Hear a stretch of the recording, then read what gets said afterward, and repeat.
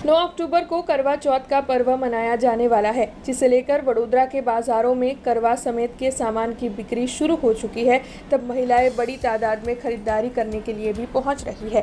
दरअसल करवा यानी कि पूजा के लिए इस्तेमाल होने वाला मिट्टी या पीतल का बर्तन, जो खास त्योहार पर त्योहारी सीजन में इस्तेमाल किया जाता है। इसमें पीतल के डिजाइनर करवा सबसे ज्यादा लोकप्रिय होते हैं। करवा चौथ के दौरान बाजारों में मिट्टी के करवा, पूजा की थाली के सेट और छलनी की मांग काफ़ी ज़्यादा रहती है। तब आपको बता दें कि सुहागन बहनें जो है वो अपनी पति की लंबी आयु की कामना के साथ करवा चौथ का व्रत रखती है। ऐसे में जब 9 अक्टूबर को करवा चौथ का पर्व मनाया जाने वाला है, तब वडोदरा के बाजार में रंग बेरंगी करवा की बिक्री शुरू हो चुकी है और महिलाएं खरीदारी के लिए भी पहुंच रही है। हाँ, હવે તમે જોઈ રહ્યા છો કે નજીકના દિવસોમાં આપણે કરવા ચોથની વ્રત આવી રહ્યું છે। લેડીઝો મતલબમાં પોતાની પતિનો મતલબને લાંબુ આયુષ્ય માટેનો વ્રત કરતા હોય છે।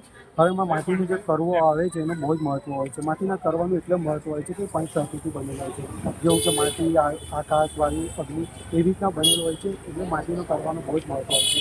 એ જમાનો હતો જ્યારે કાચા જ માટીના કરવાઓ યુઝ થતા હતા। હવે તમે જોઈ રહ્યા છો કે પ્રિન્ટેડ થાળી છે, પ્રિન્ટેડ એ છે, કરવા છે, પ્રિન્ટેડ બદલામાં કુલર વાટકી છે અને ઘણો બધો ઉપયોગ થઈ રહ્યો છે। ખાંડને કરવો પણ એક આવી રહ્યો છે, એમાં એ લોકો મિટ્ટીનો સાકરનો કહે છે, એ મિટ્ટીનો યોજનામાં હોય છે, પણ હવે આપણે ગુજરાતમાં પણ અનેરો જોવા મળે છે। હા, લેડીઝોને બનાવતા લગભગ કલાકને 1.5 કલાક થતી હોય છે બનાવતા, मतलब જે સંભાળ હોય છે અમારે લેડીઝોનું વધારે પડતું યોગदान है। हमसे जुड़े रहने के लिए हमारे YouTube चैनल को सब्सक्राइब करें और नई वीडियो की नोटिफिकेशन के लिए बेल आइकॉन को दबाएं।